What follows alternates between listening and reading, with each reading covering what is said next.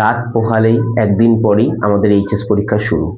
আগামী 13 তারিখ আমাদের ক্লাস 12 4 সেমের এইচএস পরীক্ষা, ইংরাজি পরীক্ষা। তো আজকের দিনটাই আমাদের লাস্ট যা প্রিপারেশন, এবং কাল থেকে আমাদের এইচএস পরীক্ষা শুরু হচ্ছে, বাংলা পরীক্ষা তারপরে ইংরেজি পরীক্ষা। তো সেই প্রিপারেশনের মধ্যে তোমাদের ছোট্ট একটা তাগিদার কারণে আমি এই ভিডিওটা বানাচ্ছি। মূলত নাটক থেকে সাজেশন দেওয়া একটু চাপেরই, তার কারণ হচ্ছে এটা পুরো প্রথম বছর। তোমরা জানো বোর্ড যা সিস্টেম করেছে, সেই বোর্ডের সিস্টেমের মধ্যে তোমাদের এটা পুরো প্রথম বছর। তো প্রথম বছরে নাটক থেকে সাজেশন দেওয়া একটু চাপের।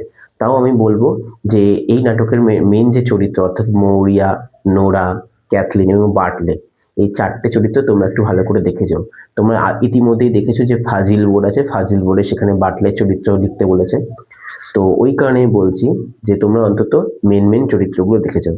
এর আগে আমি মৌরিয়ার চরিত্র বলে দিয়েছি, একদম ইজি করে লেখা আছে, কিছু কঠিন নেই। 5টা নাম্বার থাকবে, একদম ইজি করে লেখা, গল্পে যেরকম পড়েছো ঠিক সেরকম। আজকে আমরা ক্যাথলিন এর চরিত্র নিয়ে আলোচনা করব। আমি চেষ্টা করবো আজকের মধ্যে নোরা এবং বাটলেটা আপলোড করে দেওয়ার। ওকে, আচ্ছা, একটুখানি আলোচনা করে নিচ্ছি। ছোট্ট জিনিস, দেখো কিচ্ছু নেই। প্রথমটা, যে কোনো চরিত্র দিক যদি ভুলে যাও, স্টার্টিং তোমরা কিভাবে করবে? In the play Riders to the Sea by J M. Synge. ঠিক আছে, এরকম করে স্টার্ট করবে। আচ্ছা, কি বলছে? In the play Riders to the Sea, আমি এখানে লিখতে ভুলে গেছি, তোমরা এখানে বাই জে.এম. সিঞ্চ লিখে দিতে পারো, অসুবিধা নেই। ক্যাথলিন কি? Cathleen is the eldest daughter. Cathleen হলো কি? The eldest daughter. আবার বলি, in the play Riders to the Sea by J M. Synge, Cathleen কে? ইজ দ্য এল্ডেস্ট ডটার কার? অফ মৌরিয়া, মৌরিয়ার এল্ডেস্ট ডটার। ঠিক আছে, ফুল স্টপ। আচ্ছা, তারপরে she is very hard working. কি বললাম? She is very hard working, সে হয় খুব পরিশ্রমী। ঠিক আছে, হার্ড ওয়ার্কিং মানে পরিশ্রমী। অ্যান্ড প্র্যাকটিক্যাল গার্ল, প্র্যাকটিক্যাল মানে বাস্তববাদী। এই দুটো পড়লাম, আবার এই দুটো লাইন আমরা রিভিশন দেবো। কি? In the play Riders to the Sea by J M. Synge, Cathleen is the eldest daughter কার? Of Maurya, full stop. সে হয়, শি ইজ পরিশ্রমী, হার্ড ওয়ার্কিং, অ্যান্ড এবং বাস্তববাদী, প্র্যাকটিক্যাল গার্ল। ওকে, আচ্ছা, তারপরে হু, যে takes care of the house, যে কি করে?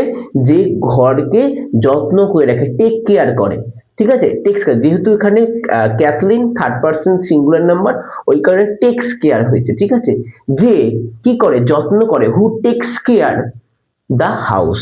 ঠিক আছে, হু text care of the house. আচ্ছা, তারপরে while বলছে যখন, while হার মাদার, তার মা, ইজ অলওয়েজ স্যাড, যখন তার মা সব সময় দুঃখ থাকে, অ্যান্ড ওরিড এবং চিন্তিত থাকে, অ্যাবাউট দ্য সি, সেই সমুদ্র নিয়ে, ক্যাথলিন স্টেস বিজি, ক্যাথলিন কি? ক্যাথলিন বিজি থাকে কিসে? With baking bread. বেকিং মানে হচ্ছে শেখা, ওই যে বলেছিল রুটি শেখছিল, বেকিং, আমরা বলি না বেক করা, ওই বেকিং ব্রেড, রুটি শেখা নিয়ে ব্যস্ত থাকে। অ্যান্ড স্পিনিং হুইল, অর্থাৎ জাতা নিয়ে ব্যস্ত থাকে। তাহলে এই লাইনটা আবার বলি, কি বলছে? She is very hard working, সে হয় খুব hard working, and practical girl, এবং বাস্তববাদী মেয়ে। ঠিক আছে, হু, যে কি করে? যত্ন করে। হু text care car? Of his house, তার বাড়িটাকে।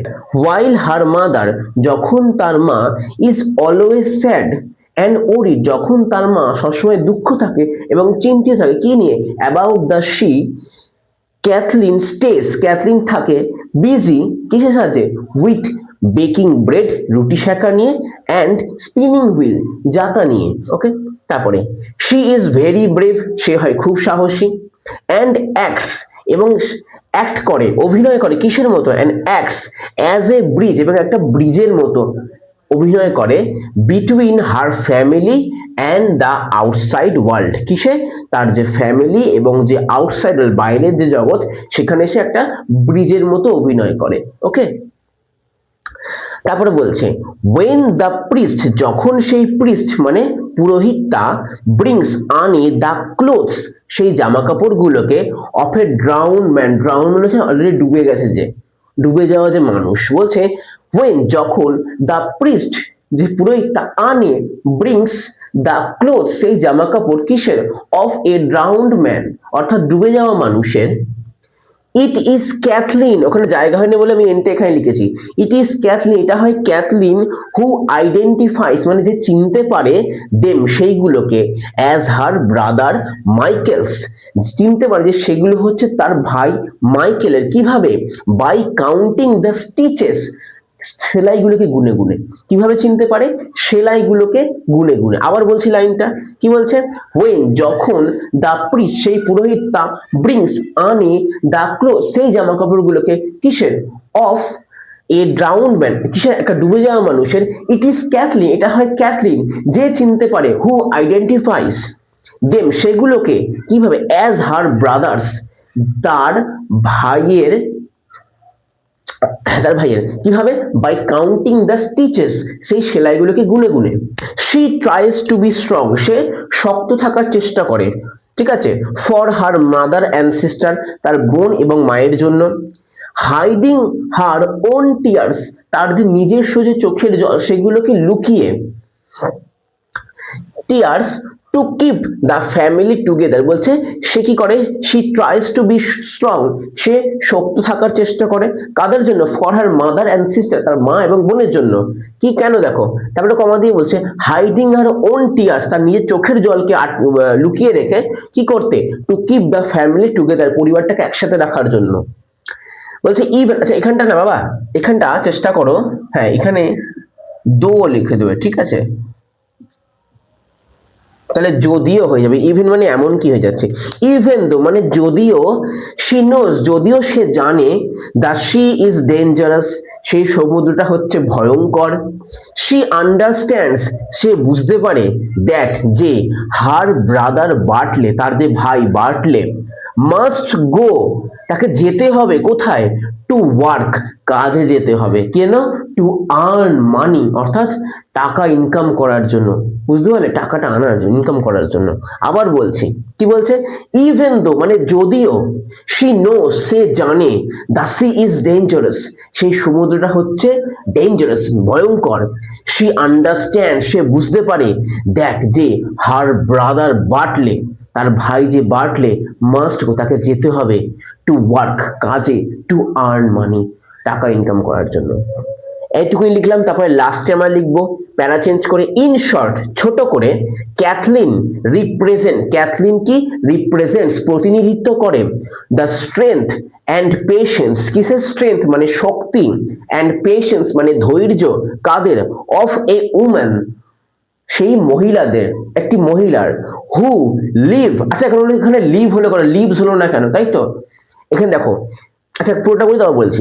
হু লিভ যারা বাস করে, অন দ্য আইল্যান্ড সেই আইল্যান্ডে সেই দ্বীপে, অ্যান্ড এবং, হ্যাভ টু সার্ভাইভ এবং তাদেরকে সার্ভাইভ করতে হয়, বেঁচে থাকতে হয়, থ্রু গ্রেট স্যাডনেস এই যে যে মহান খুব যে ভীষণ যে দুঃখ, এই দুঃখের মধ্যে তাদেরকে বেঁচে থাকতে হয়।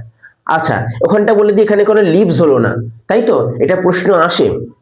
দেখো কেন লিভস হলো না, তার কারণ হচ্ছে এখানে যে ক্যাথলিন, এখানে শুধুমাত্র কিন্তু আমরা ক্যাথলিনেরটা বলছি না, ক্যাথলিনের চরিত্র দিয়ে সেই দ্বীপে বসবাসকারী যে প্রত্যেকটা ঘরের মহিলা ক্যাথলিনের মতো, তাদের সেই প্রত্যেকটা মহিলার বিষয়ে বলছি। তাহলে এখানে কি সিঙ্গুলার হচ্ছে? সিঙ্গুলার হচ্ছে না, ওই কারণে এখানে আমি এসটা বসাইনি। এখানে অনেকগুলো সেই দ্বীপের প্রত্যেকটা মহিলা, ক্যাথলিনের মতন প্রত্যেকটা মহিলা, প্রত্যেকটা মেয়েকে বলা হয়েছে বহু বচন, ওই কারণে এখানে লিভ হয়েছে। শুধুমাত্র ক্যাথলিনকে বোঝালে এখানে লিভস হতো। ওকে, আবার বলে দিচ্ছি, ইন শর্ট ছোট করে, ক্যাথলিন রিপ্রেজেন্ট, ক্যাথলিন প্রতিনিধিত্ব করে, দ্য স্ট্রেংথ শক্তি, অ্যান্ড পেশেন্স ধৈর্যকে, অফ এ উম্যান একটা মহিলার, হু যে, লিভ অন দ্য আইল্যান্ডস যে ওই দ্বীপগুলিতে বসবাস করে, অ্যান্ড এবং, হ্যাভ টু সার্ভাইভ এবং তাদেরকে বেঁচে থাকতে হয়, থ্রু গ্রেট স্যাডনেস একটা বড় সড়ো একটা স্যাডনেস দুঃখের মধ্যে দিয়ে। ওকে, আশা করি বুঝতে পেরেছো। দেখো এমন কিছু কোনটি কঠিন করে লেখা নেই, অন্তত অনেকটাই সোজা করে লেখা আছে, অনেকটাই সোজা করে লেখা আছে।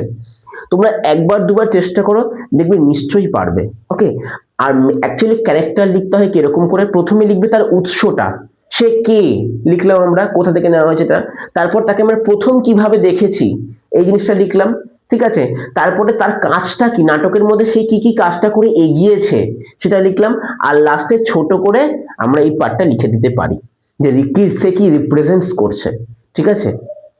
বুঝতে পারলে? যদি কমন নাও আসে তাহলে আমরা এইভাবে লিখতে পারবো।